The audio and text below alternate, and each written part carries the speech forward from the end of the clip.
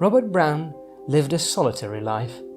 He had no friends, and most of his relatives had either passed away or become estranged from one another. It did not help that Robert led a life of absolutely no significance.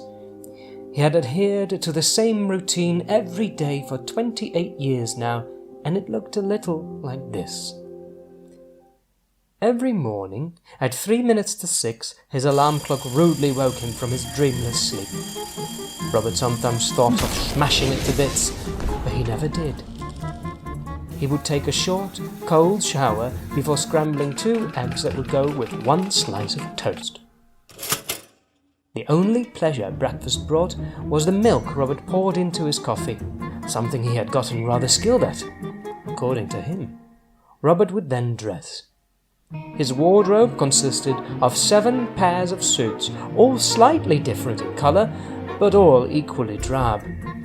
He owned 5 identical black ties, 1 for each workday, and he owned 1 pair of brown leather shoes.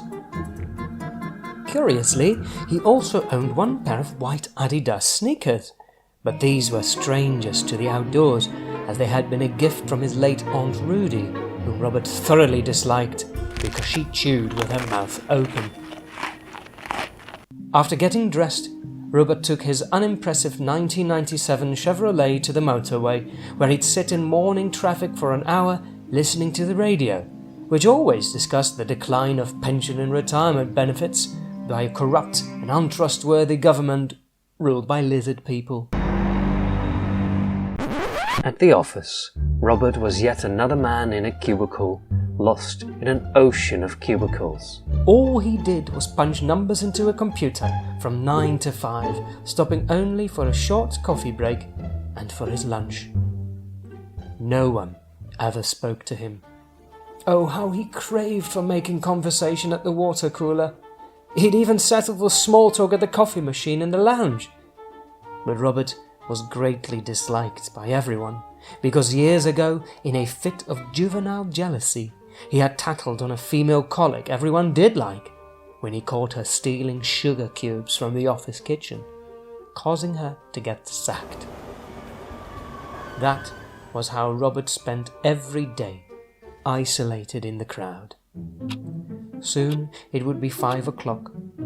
Time to get stuck in traffic for an hour, eat a 5-minute microwavable mac and cheese, watch reruns of Mork and Mindy, and go to bed at 10. But this time, when the clock struck 5, Robert didn't get up. Instead, he stared at the fluorescent light on the ceiling, and for the first time it dawned on him that he had to take control of his life. He would quit, go on a long, well-earned holiday, and start anew. Yes, that sounded most agreeable to Robert, and for the first time in many years, he smiled.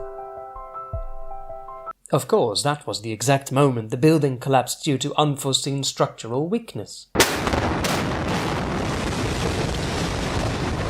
Robert died instantly. So ends the final day of Robert Brown.